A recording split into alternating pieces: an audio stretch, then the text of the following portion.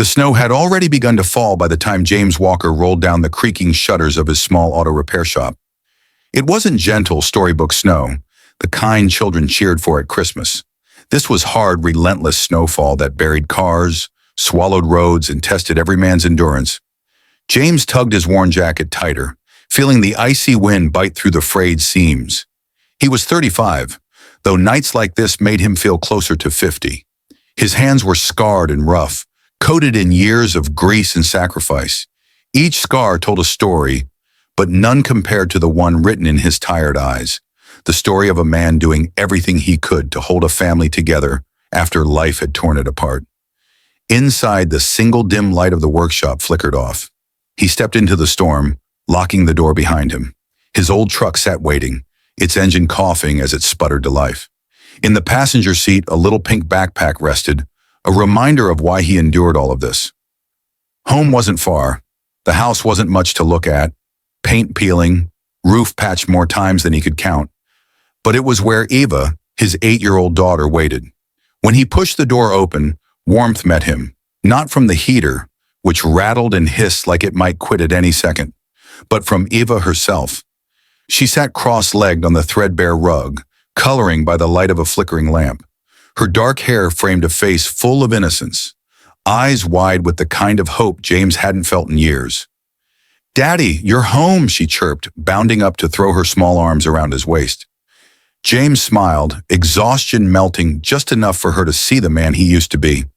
"Hey, sweetheart, you keeping this place standing while I'm gone?" She giggled, nodding proudly. "I even fixed dinner." On the table sat a bowl of instant noodles, carefully prepared, waiting for him. The sight tightened his chest. She deserved more, so much more than noodles, patched clothes, and a father too worn out to give her the world she dreamed of. But all he had to offer was himself, and he gave every ounce of it. As they ate together, Eva chattered about school, about a story she'd written where her daddy was the hero who saved everyone. James listened, hiding the ache in his heart. He knew how she saw him, strong, unshakable, a man who could fix anything. But as the snowstorm howled outside, he couldn't shake the gnawing fear that one day she would see the truth, that even heroes had limits. James kissed her forehead as he tucked her into bed, whispering, "Sleep tight, Eva. I'll always take care of you." But as he stood by the window, staring into the storm that showed no signs of slowing, a quiet doubt crept in. How much longer could he keep that promise? By the next evening, the storm had turned merciless. Snow swept across the small town like a white curtain, swallowing buildings and roads until the world seemed reduced to shadows and ice. Most folks had locked themselves indoors, waiting it out by their fires. But James Walker didn't have that luxury. The workshop's roof had sprung another leak, and he'd stayed late patching it just enough to keep his tools dry. By the time he climbed into his old pickup, night had already settled in, heavy and silent, but for the howl of the wind. The truck groaned as it trudged down the deserted road, its headlights cutting pale tunnels through the falling snow. James's thoughts were on Eva, on getting home before she grew scared of the storm. He gripped the wheel tighter, every muscle in his body stiff with focus. Then he saw it. A dark shape loomed ahead, half buried in a snowdrift at the edge of the road. As his headlights swept across it, the gleam of polished chrome flashed back at him. Not the rust-bitten cars of his neighbors. This was sleek, new, and far too expensive for a place like this. A luxury sedan, its hazard lights weakly blinking against the storm. James slowed, frowning. Out here, a stranded car wasn't just bad luck. It was dangerous. People froze to death in less. He pulled up behind it, leaving his engine running. The snow crunched under his boots as he approached, pulling his jacket tight. Through the fogged glass of the driver's window, he spotted her.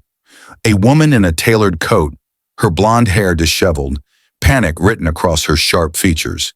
She banged uselessly on her phone screen, no signal. James tapped on the glass. She jumped, startled, then rolled it down a crack. Her voice came out sharp, commanding, though it trembled with fear. "Finally! Do you know how long I've been stuck out here? I called for roadside assistance an hour ago. This is unacceptable." James arched a brow. "Ma'am, roadside isn't coming in this weather. You're lucky I found you at all. Her blue eyes narrowed. She looked him over, clearly unimpressed by the worn jacket, the rough hands, the grease still staining his skin. And who exactly are you? Name's James Walker, mechanic. You're not getting this car out tonight. It's buried. You'll freeze if you stay put. There's a diner a mile up the road. I can take you there. She hesitated, pride warring with common sense. I don't need charity, she snapped. James's jaw tightened. It's not charity. It's survival. For a long moment, the storm howled around them, the snow piling higher. Finally, with a huff of exasperation, she pushed the door open and stepped out, heels sinking immediately into the snow. James bit back a sigh, shrugging off his jacket to drape it over her shoulders. Her glare softened just a fraction, though she muttered under her breath, "This is ridiculous." Together they trudged toward the faint glow of the diner ahead, two strangers bound by the storm, one hardened by struggle, the other shielded by wealth, both about to change each other's lives, in ways neither could yet imagine. The bell above the diner door jingled weakly as James shouldered it open, guiding the shivering woman inside. A rush of warmth met them. Not much, but compared to the storm outside, it felt like stepping into another world. The diner was nearly empty, just a handful of locals hunched over coffee mugs, their conversations muted by the howl of the wind against frosted windows. Martha, the stout owner with a kind smile, glanced up from behind the counter. "Evening, James." "Rough one out there?" "You could say that," James replied, brushing snow from his jacket. He gestured toward the woman beside him. "Found her stuck in a drift. Thought she'd be safer here." Martha's eyes softened. "Well, you did right. Sit yourselves down. I'll bring hot chocolate." Before James could answer, a small voice piped up from a booth near the window. "Daddy!" Eva scrambled down from her seat, her coloring book sliding to the floor. She raced across the room, leaping into James's arms. He caught her effortlessly, the weariness in his face easing into a smile. "I told you I'd be back," he murmured, kissing the top of her head. Victoria watched, arms crossed tightly over her chest. The tenderness between them was foreign to her, a language she'd never learned. She cleared her throat, her tone brisk. "If we could just call for my driver, I'd prefer to be on my way." James set Eva down gently. "No calls going through tonight. You'll have to wait it out like the rest of us." Victoria exhaled sharply, clearly unaccustomed to being told no. But before she could retort, Eva tugged on her coat sleeve, wide-eyed. "Are you cold, miss? You can sit with us. Daddy makes the best hot chocolate." Victoria blinked, momentarily disarmed. She glanced at James, then back at the little girl. "Thank you, but Martha returned, setting steaming mugs in front of them. Eva pushed one across the table toward Victoria with both hands. "It helps when the storm feels scary." For a long moment, Victoria stared at the cup. The steam curled upward, carrying the faint smell of cocoa. Slowly, almost reluctantly, she wrapped her hands around it. The warmth seeped into her frozen fingers, and something unspoken flickered across her face, a crack in the ice. They sat together, the three of them. James quiet but steady, Eva chattering brightly about her drawings, and Victoria listening despite herself. She tried to hide her smile when Eva explained how her dad could fix anything in the world, even broken hearts. James chuckled softly, embarrassed, but Victoria didn't laugh. Instead, she studied him, really studied him for the first time, not as a mechanic covered in grease, but as a man who carried himself with strength she couldn't quite define. Outside, the snow piled higher. Inside, the smallest of bridges had been built, a child's innocence piercing the walls of a woman who had spent years convinced she needed no one. The diner hummed with a fragile kind of warmth, the old heater working overtime against the storm clawing at the windows. Eva had returned to her coloring, tongue poking out as she carefully filled in the lines of a snowman. Victoria sat stiffly across from her, sipping cocoa with a guarded expression, as if reluctant to admit she needed it. Then it happened. The lights flickered once, twice, and died. The hum of the heater silenced. The buzz of the neon sign in the window disappeared. A heavy darkness wrapped around the diner, broken only by the faint glow of snow reflecting through the frosted glass. Gasps rippled through the few remaining customers. Someone cursed under their breath. In the sudden stillness, the storm outside seemed louder, hungrier. Eva whimpered softly. "Daddy!" James rose immediately, his calm voice cutting through the unease. "It's all right, kiddo." "Just a power outage. Nothing we can't handle." Martha emerged from the kitchen, wringing her hands. "Generator's been finicky for months. I've been meaning to—" "Don't worry," James interrupted gently. "I'll take a look." Without hesitation, he grabbed a flashlight from behind the counter, because of course he knew exactly where Martha kept it, and headed toward the back. His boots echoed across the linoleum, steady and confident. Victoria watched him disappear into the shadows, unsettled by the strange comfort his presence brought. She had spent her life surrounded by men in suits who panicked at the smallest crisis, who needed her to lead, to decide, to fix. But this man, he just acted, no fuss, no performance. Minutes later, a low rumble shook the building. The generator coughed to life, sputtered, then steadied. Light flickered back through the diner, weak but steady enough to banish the darkness. A small cheer went up from the customers. Eva clapped, beaming with pride. "See?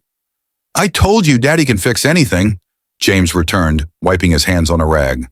"It's only a temporary patch." "You'll need a real repair, Martha." The older woman patted his arm gratefully. "You've saved us again, James." "I don't know what we'd do without you." Victoria said nothing at first. She just stared at him, the puzzle pieces shifting in her mind. This wasn't charity, this wasn't luck. This was competence born of years of struggle. A man who had no safety net, but still carried everyone else when things fell apart. Finally she spoke, her tone quieter than before. "You didn't even hesitate." James shrugged as if it were the most natural thing in the world. "When something's broken, you fix it." That's all, but Victoria knew better. And for the first time in years, she felt a flicker of something she thought she'd buried long ago, admiration.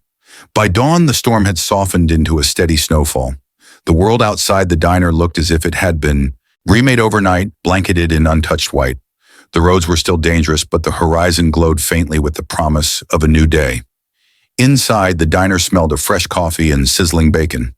Martha moved between tables with her usual cheer, though her eyes lingered on James and Eva with something warmer than gratitude. Victoria sat at the booth across from them, her sleek coat draped neatly on the seat, her posture as poised as ever. Yet the sharp edges of her presence had dulled.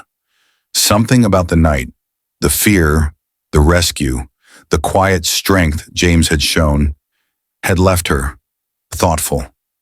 Eva slurped her hot chocolate noisily, then leaned across the table toward Victoria. "You're not scary anymore," she announced with childlike bluntness. Victoria blinked. "Scary? You looked scary last night," Eva explained, completely unbothered. "All tight and mad, like Daddy's old wrench when it gets stuck. But now you're soft." James nearly choked on his coffee. "Eva," he warned, but his daughter only giggled. To his surprise, Victoria didn't bristle. Instead, she let out a soft laugh, a sound so delicate it seemed foreign to her own ears. "Well," she said, smiling faintly, "I suppose even wrenches need a little oil sometimes." For a brief moment, the three of them shared a warmth that had nothing to do with the heater or the coffee. Something human, something rare. But then, the spell broke. A sleek black SUV pulled up outside the diner, its headlights slicing through the snow. Carter, tall and efficient in his dark coat, stepped out and opened the back door. Relief washed over Victoria's face, and just like that, the CEO mask slipped back into place. She stood, smoothing her coat with practiced grace. "Thank you for everything," she said, her voice professional now, carefully measured. James rose out of politeness, nodding. Anyone would have done the same. But she looked at him for just a fraction longer, as if to disagree, as if she knew very well that most people wouldn't have. Eva frowned, her small hands clutching the edge of the table. "Will we see you again?" Victoria hesitated. For a child, it was a simple question. For her, it was anything but. She crouched to meet Ava's eyes. "You're very brave, you know that?" she said softly. "And very lucky to have a father like him." Eva smiled, but her eyes held something older than her years. "You look lonely," she whispered. Victoria's breath caught. No one, Certainly no adult had ever dared say that to her. She managed a small smile, but it wavered at the edges. Then she straightened, nodded once more, and walked out into the snow. James watched from the doorway as Carter held the door for her, and the SUV pulled away, its tires crunching against the fresh snow. The diner felt emptier without her, though he'd never admit it. Eva tugged at his hand. "She'll come back," she said with absolute certainty. James sighed, brushing a strand of hair from her forehead. "People like her don't come back to places like this, kiddo." But deep down, though he tried to bury it, he wondered if maybe, just maybe, this time might be different. 2 weeks passed. The snowstorm became just another story people told over coffee and pancakes at Martha's Diner. James was back under hoods of rusted trucks, knuckles bruised and blackened with grease, doing whatever jobs rolled into his small-town garage. Life was steady again. Steady, but never easy. Eva, however, hadn't let go of that night. She asked about Victoria often, her young imagination spinning stories about the woman in the fancy coat. "Maybe she's in a castle," Eva mused one evening, doodling at the kitchen table. "Or maybe she's really a queen." James chuckled, ruffling her hair. "Queens don't end up in diners during snowstorms, kiddo." But even as he said it, an image of Victoria, cold and strong, yet softening under Eva's words, lingered stubbornly in his mind. It was late afternoon when it happened. James was in the garage wrestling with a stubborn carburetor when a shadow fell across the doorway. He straightened, wiping his hands on a rag, and froze. Victoria Hale. Not in her tailored coat this time, but in a simpler outfit. Dark jeans, a cream sweater, a long gray coat that was more practical than stylish. Yet even dressed down, she carried herself with that same undeniable presence. "Mr. Walker," she greeted, her tone clipped, but her eyes carried something different, something less certain. James blinked, still holding the rag. "Didn't think I'd see you around here again." "I imagine you didn't," she replied, stepping cautiously inside. She glanced around the garage, tools stacked neatly, a heater rattling in the corner, Eva's school drawing pinned proudly to the corkboard by James's workbench. Her gaze lingered on that. James crossed his arms. "So, what brings a CEO to my side of town?" "Car trouble." A faint smile tugged at her lips. "Not this time. I came to thank you properly." "You already did," he said simply. "Not really." She hesitated, an unfamiliar state for her. That night could have gone very differently if you hadn't been there. "I don't forget debts," Mr. Walker. James studied her carefully. There was no driver, no entourage, no shield of wealth today. Just a woman standing in his garage, out of place but strangely human. Before he could reply, a small voice piped up from the corner. "Victoria!" Eva burst through the side door, still in her school clothes, her face lighting up like sunrise. She ran straight into Victoria's arms before anyone could react. Victoria stiffened at first, unused to such unfiltered affection, but as Eva squeezed her tightly, something inside her cracked. Slowly, awkwardly, she hugged the child back. James's chest tightened at the sight. He had never seen Victoria Hale look so undone. Eva pulled back, grinning. "I knew you'd come back. Daddy said you wouldn't." But I knew. Victoria glanced at James, her voice soft as she answered. "Sometimes even queens visit diners more than once." James shook his head, but the corner of his mouth curved despite himself. For the first time since his wife's passing, the world felt a little less small. The garage smelled of oil and metal, the comforting perfume of James's everyday life. But with Victoria Hale standing in the middle of it, the space felt too small, too sharp, as though two realities had collided, and neither knew quite how to bend. Eva, oblivious to the tension, skipped around happily. "Daddy, can she stay for dinner? We're having Martha's pie." James gave her a gentle look. "We'll see, kiddo. Go wash up first." With a pout, Eva obeyed, disappearing into the back room.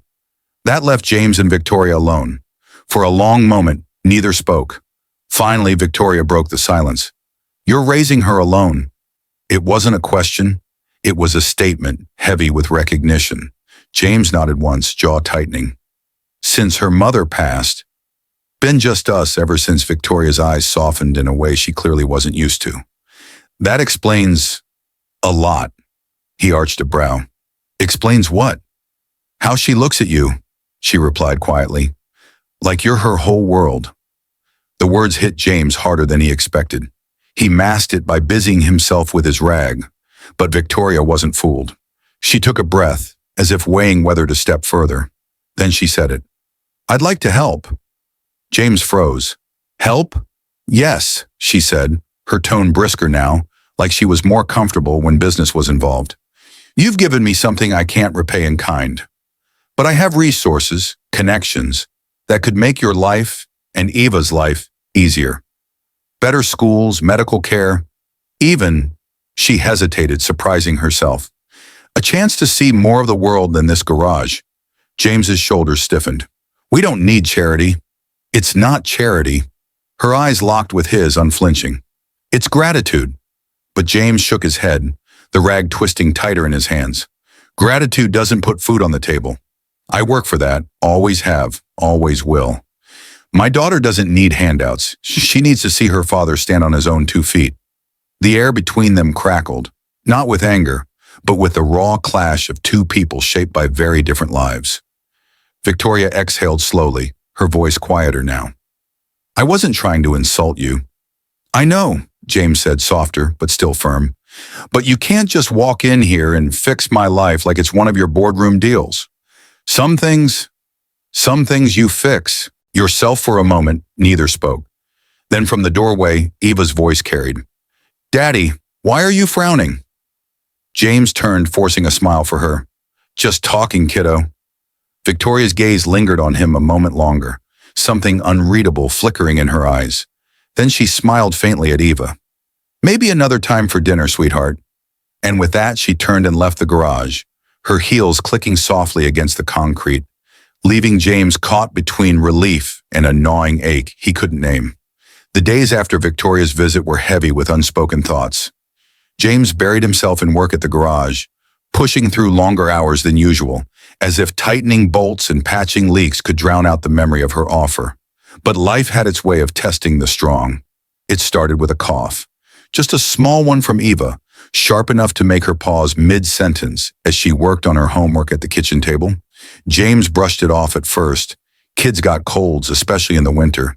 He made her tea with honey, tucked her in early, told himself it would pass. Except it didn't.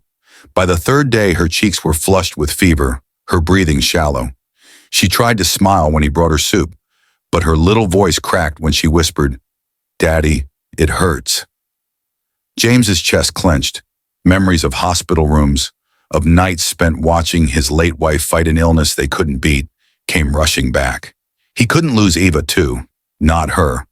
He scooped her up in his arms and rushed to the local clinic, a small building barely able to handle more than broken bones and flu shots. The doctor, an older man James had known for years, frowned after examining her. She needs more than we can provide here, he said gravely. There's a hospital in the city with the specialists she'll need. But, James, it won't be cheap. James swallowed hard.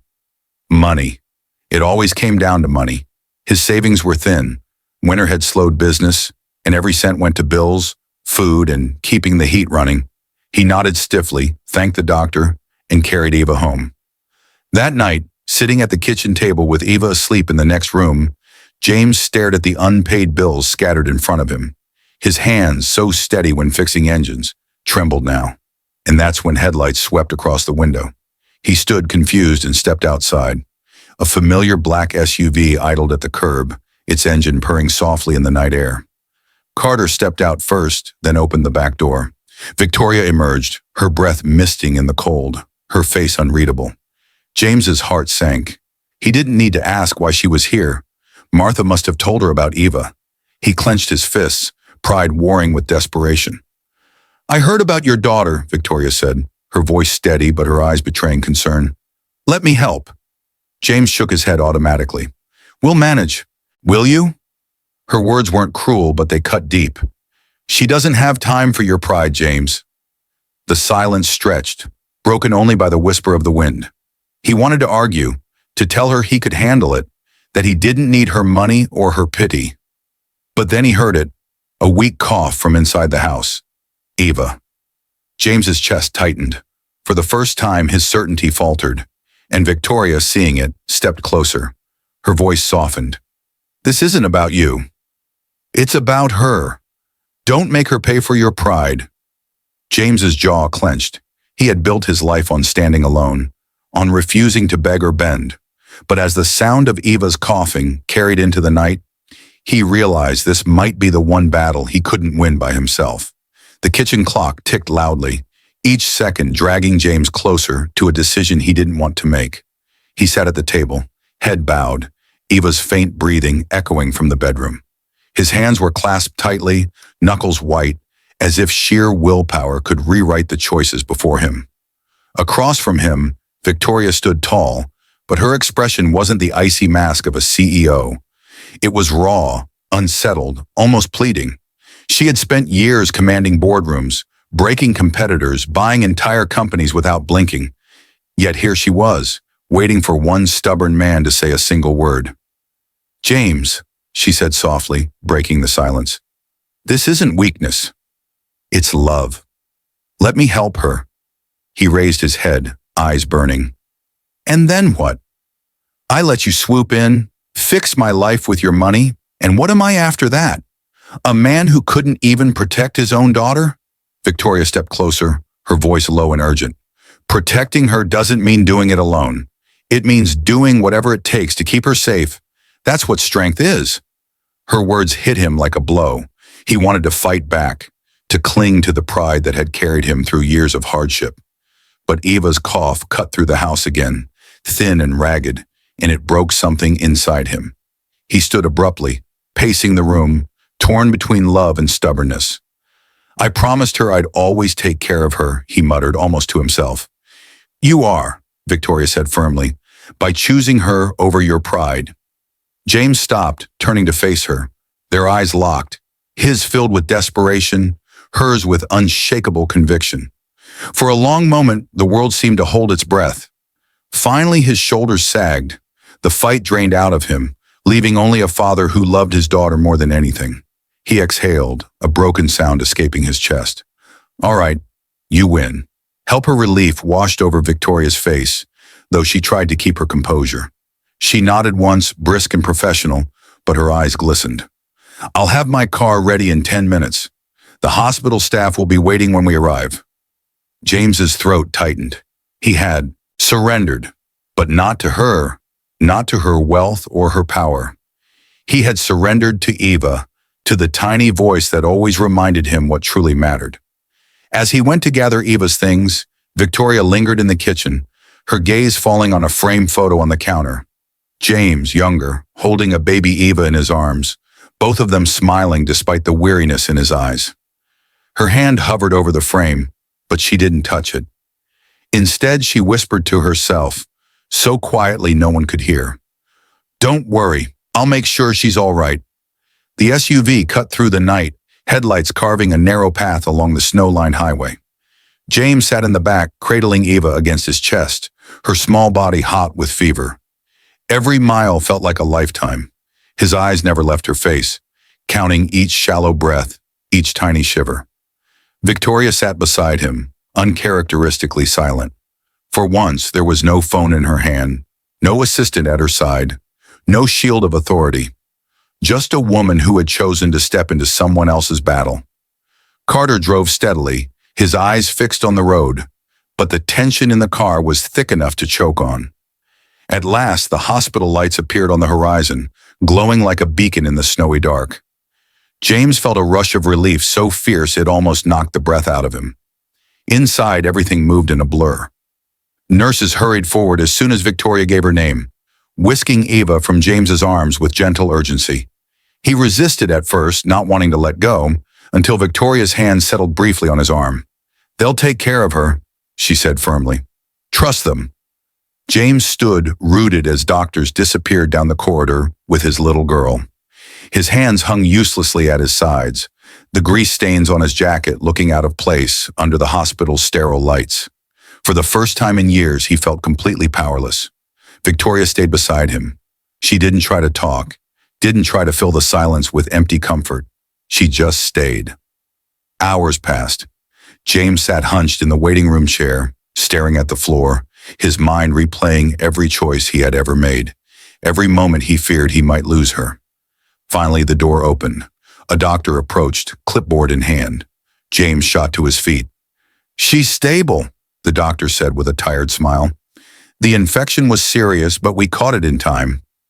She'll need a few days of treatment, but your daughter's going to be all right." James's knees almost gave out with relief. He dropped his head into his hands, shoulders shaking as years of buried fear came spilling out. Victoria touched his arm again, this time with no hesitation. "She's safe now," she said softly. James looked up at her, his eyes wet, his voice hoarse. "I don't know how to thank you." She held his gaze, her expression unreadable. "You already did. That night in the snowstorm, you didn't hesitate to save me. Now it was my turn." For the first time, James saw past the armor of wealth and power. Beneath the flawless clothes and polished words, she was simply a woman, lonely, searching, and perhaps more like him than either of them wanted to admit. In that sterile hospital waiting room, with the weight of the storm finally lifted, something shifted between them. Not love, not yet, but a recognition, a fragile thread tying two very different worlds together. The sterile smell of disinfectant clung to the air, mixed with the soft beeping of monitors. Sunlight filtered weakly through the hospital blinds, laying pale stripes across the room where Eva lay, tucked beneath crisp white sheets. Her cheeks had regained some color, and her breathing came easier now. She stirred, blinking groggily, as her eyes found James sitting by her bed. His rough hands gently held her smaller one, his thumb brushing over her knuckles like he was afraid to let go. "Daddy!" Her voice was raspy but steady. "I'm right here, kiddo," James whispered, leaning close. "You're safe." Eva smiled faintly. "Told you, you'd fix it." His throat tightened. "Not me this time," he admitted, his gaze flicking to the corner of the room. Victoria stood there silent, her posture relaxed but her eyes alert. She had stayed the entire night, ignoring Carter's suggestions to rest, refusing to leave James and Eva's side. Her hair was slightly mussed, her clothes creased, but she didn't seem to care. Eva's eyes lit up when she noticed her. "You came back again," she said softly, as if it were the most natural thing in the world. Victoria smiled, kneeling beside the bed. "Of course I did. I wanted to make sure my brave friend was all right." Eva giggled weakly, then squeezed her father's hand tighter. "Daddy, can she stay?" James swallowed hard. He wasn't sure how to answer. This woman didn't belong in their world of small-town diners and busted trucks. And yet, here she was, looking more at home beside Eva's hospital bed than in any boardroom he could imagine. Victoria reached out, brushing a strand of hair from Eva's forehead. "I'll stay as long as you want," she said gently. The child's eyes fluttered closed, exhaustion pulling her back to sleep. James sat quietly, watching her chest rise and fall, every breath a reminder of the second chance they'd been given. When he finally looked up, he found Victoria studying him. There was no judgment in her gaze, no pity, only something softer, something he hadn't expected. Respect. "You're stronger than most men I know," she said quietly. He gave a tired half smile. "Doesn't feel like it right now." "That's because real strength doesn't feel like power," she replied. "It feels like love. And you have more of it than anyone I've ever met." James had no answer to that. He simply sat back, the weight of her words settling deep inside him. For the first time since his wife's death, he didn't feel completely alone in the fight. The hospital days blurred together, nurses checking vitals, doctors updating charts, Eva slowly regaining her sparkle. James rarely left her side, sleeping in the stiff plastic chair by her bed, his hand always within reach of hers. Victoria was there too, not constantly but often enough that even the staff began to notice. She brought books for Eva, hot coffee for James, and, most surprisingly of all, patience. The kind of patience that didn't fit her reputation as a ruthless CEO. On the third morning, Eva sat propped up with pillows, coloring a picture of a house with smoke curling from the chimney. She held it up proudly. "This is ours," she told Victoria. "But the roof leaks, and Daddy says it's older than him." James chuckled tiredly. "She's not wrong." Victoria studied the picture. Something about the crooked lines, the lopsided roof, the bright flowers Eva had drawn in the yard. It tugged at something deep inside her. When Eva nodded off for a nap, James and Victoria stepped into the quiet hallway. For a moment, neither spoke. The air was heavy with unsaid words. Finally, Victoria broke the silence. "James, you can't keep living like this." Scraping by, patching leaks, praying Eva doesn't get sick again. "She deserves stability. She deserves more." His jaw tightened. "I give her everything I can." "I know you do," she said softly, "but it doesn't have to be this hard. Let me help you. Not out of pity, not out of obligation, because I believe in what you've built." "In you," he frowned, unsure. "What are you talking about?" Victoria took a breath, her eyes steady on his. "My company is expanding into automotive services, garages, repair centers, training programs. I need someone who understands the work, someone who's lived it, someone who won't let greed ruin it." James stared at her, caught off guard. "You're offering me a job?" "More than that," she said. "I'm offering you a partnership. A chance to run your own shop under our brand with resources to back you. No more patching things together alone." His instinct was to refuse, to recoil, to protect what little independence he had left. But this time, the offer wasn't charity. It wasn't a handout. It was respect. Still, his pride flared. "Why me?" "You could hire anyone," Victoria's expression softened, and for a moment the steel in her eyes melted into something almost vulnerable. "Because anyone can fix an engine, but not everyone can carry the weight you do and still keep going. I trust you, James, and I don't trust easily."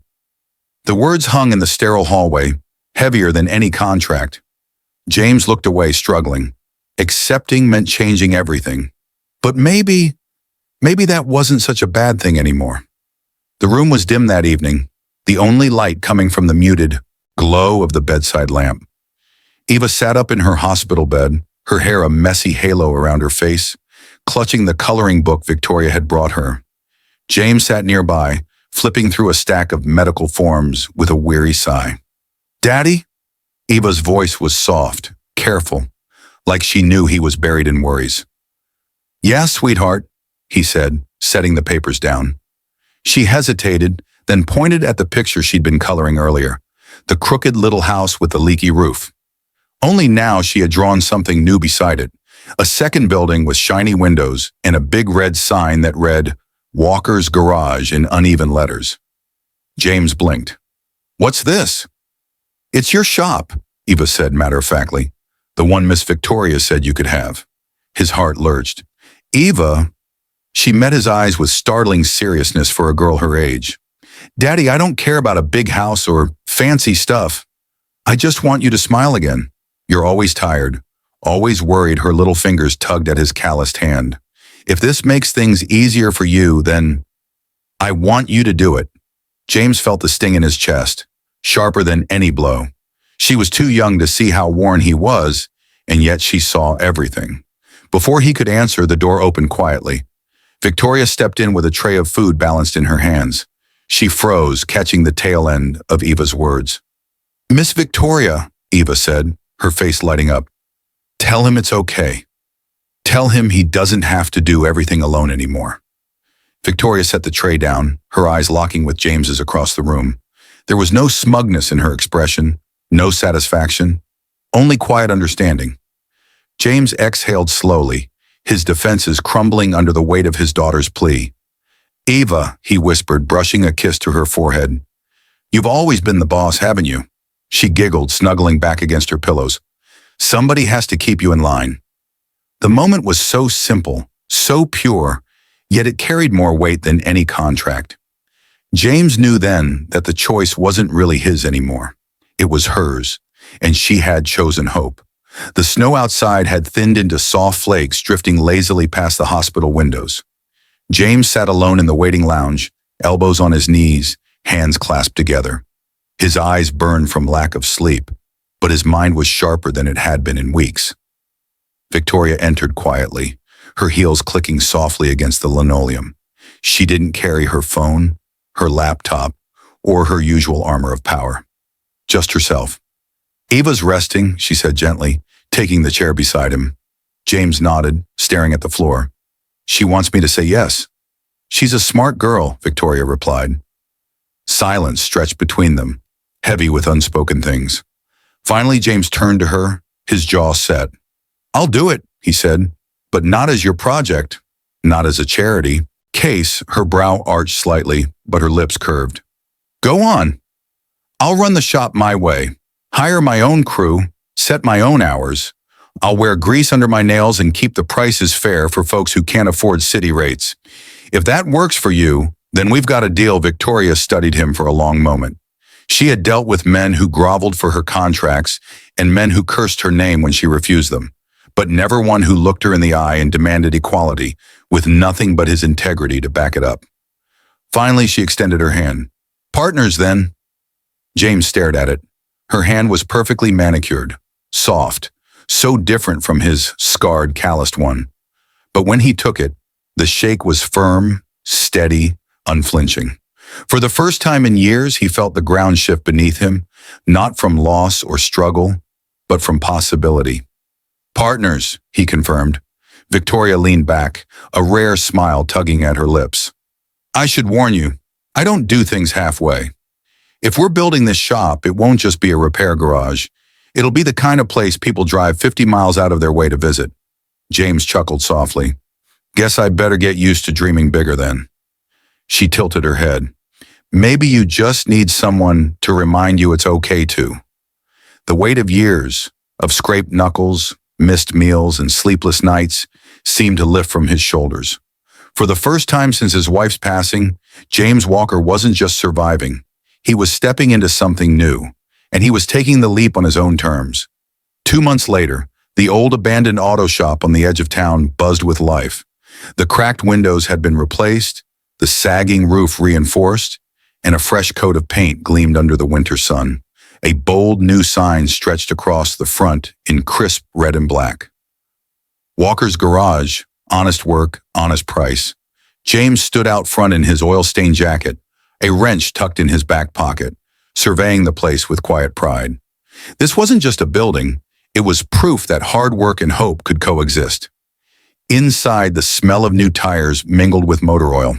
2 young apprentices, boys fresh out of high school, laughed as they fumbled through their first oil change. James guided them with the patience of a man who knew struggle and wanted better for the next generation. Eva sat on a stool by the counter, her crayons spread across a notepad. She had drawn the shop again, but this time it wasn't crooked. The roof was straight, the windows bright, the sign bold. In the corner of the page, she'd scribbled, "Daddy fixed it." Victoria entered just then, her heels clicking softly on the polished concrete floor. But she wasn't the same imposing figure James had met months ago. Today she wore jeans and a fitted jacket, her hair tied back casually. She carried coffee in one hand and a clipboard in the other. "Busy morning?" she asked, eyeing the apprentices. "Busier than I expected," James admitted with a grin. "Word's spreading faster than I thought." "That's because people can smell honesty when they see it," she replied.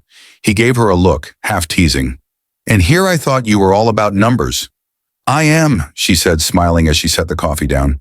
"But sometimes numbers follow where trust leads." Eva hopped off her stool, running to hug her father's leg. "Daddy, Miss Victoria said she can bring new tools next week, and maybe a soda machine." James chuckled, ruffling her hair. "Careful, sweetheart. If she keeps spoiling us, we'll forget how to work hard." Victoria's smile softened. "Hard work doesn't disappear, James. It just finally starts paying you back." For a moment, the three of them stood there in the warm hum of the garage. The mechanic who had given everything, the little girl who had never stopped believing, and the woman who had learned that power wasn't about control, but about lifting others higher. It wasn't the life James had imagined for himself, but standing there, with Eva's laughter echoing against the walls of the shop, he realized something he hadn't felt in years. This was home.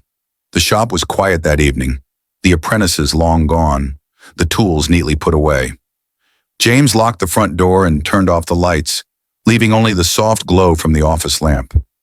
Eva sat curled up in a chair, fast asleep with a blanket draped over her shoulders, her drawings scattered on the desk. Victoria lingered nearby, flipping through the day's receipts.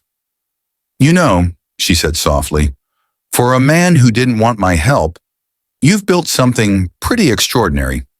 James smirked, lowering his voice so as not to wake his daughter. "We built it. Don't think I don't know how much of this is because of you." Their eyes met, steady, unguarded, no longer strangers from different worlds, but two people bound by a shared fight. For a moment, the air between them held the possibility of something more. But before either could say anything, Eva stirred, her sleepy voice cutting through the silence. "Daddy?" James crouched beside her.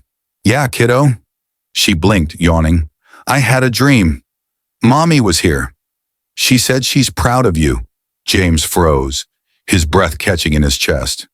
Victoria's expression softened, her hand instinctively resting over his. He swallowed hard, forcing a smile. "That sounds like her." Eva nestled back into sleep, her words lingering in the quiet room like a blessing. James stood there for a long time, his gaze drifting around the garage. The walls he'd rebuilt, the future he'd dared to believe in, the unexpected allies who had walked into his life. He whispered almost to himself, "Maybe we're finally where we're meant to be." Victoria heard it, her lips curving in a quiet smile. But deep in her eyes, a flicker of something else remained, because she knew the story wasn't over. Not for James, not for Eva. And maybe not for the two of them either. The snow outside had stopped, the sky clear and full of stars. A new chapter had begun, and no one knew just how far it would take them.